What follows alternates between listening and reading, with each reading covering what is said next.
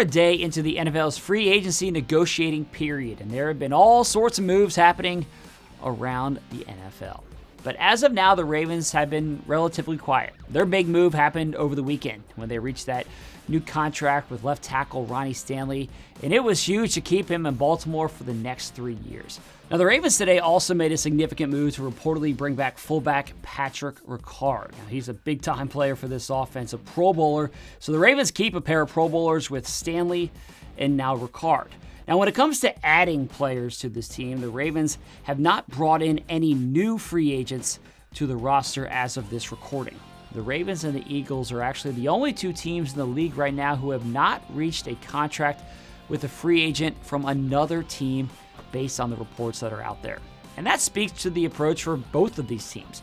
When you take a step back and you look at it from a big picture standpoint, the Ravens' philosophy is to draft and develop players. They have a great track record of drafting well and then developing those players over the course of their rookie contracts. That's why you see so many teams around the league interested in signing players from the Ravens, like Brandon Stevens or Patrick McCary, Malik Harrison, and others. The Ravens draft and develop well, and then those players can sometimes leave and get contracts with other teams, and when that happens, the Ravens then get a comp pick in return to continue replenishing this roster year after year.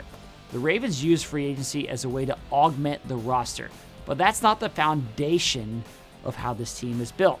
And that approach has served the Ravens really well over the years. And when you look across the league, the teams that often win free agency at this point of the year are not often the teams that we're talking about in late January. So I think it's important to always keep that perspective in mind at this time of the year.